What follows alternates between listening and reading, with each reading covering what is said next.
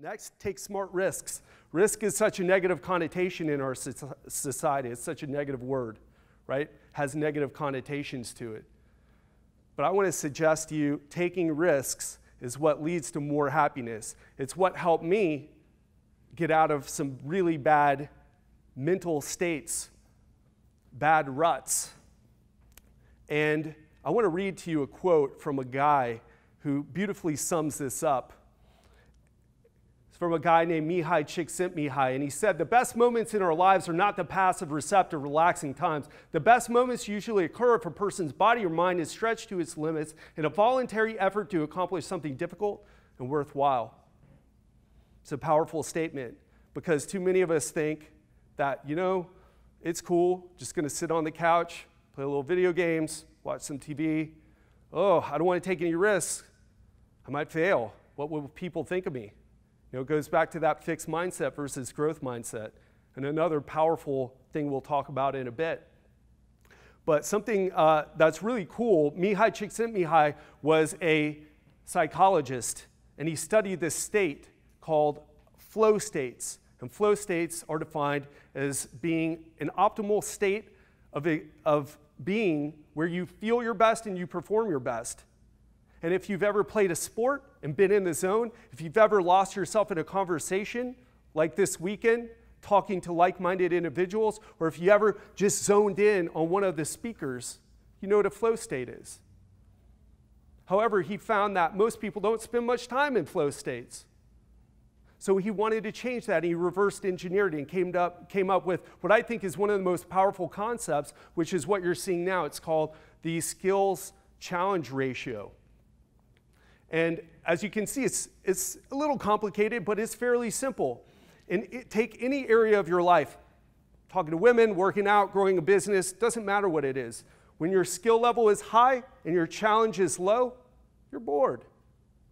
And you probably all know people like that. They started out with a fire in their belly. They went after things, and their skill level got high, but the challenge either stayed the same or it got a lot lower. They hit that rut. Conversely, probably know people who have very low level of skill, and the challenge is so high that they're feeling like they're going underwater. They're full of stress. They're full of anxiety. But there are people who figure it out, that you need the right amount of challenge for your skill level. And when that happens and you do it the right way, you'll hit that flow zone. And that's where the biggest breakthroughs come from.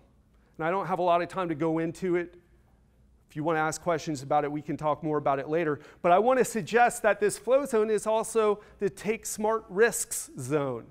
That's how you know which risk is right for you. Is it aligned with your purpose? Yes, but also, is it the right amount of challenge? Because I'll tell you, speaking at this event, I wouldn't have been able to do this 2 years ago. The challenge would have been too high, especially I was asked 2 weeks beforehand. I like to practice 3 to 4 weeks beforehand. But I did it because I felt the challenge was right. In fact, it was a good challenge. I got to step up my game. I'll do it.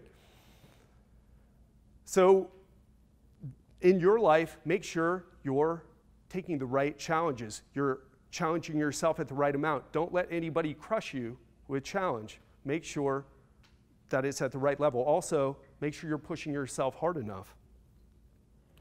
And some people are afraid to take risks. Some people take the failure to heart. And we already talked about that with the fixed mindset versus growth mindset.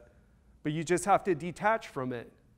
Not outcome independent like some people have been talking about. You just got to say, hey, well, I'm not good at it yet, and own it.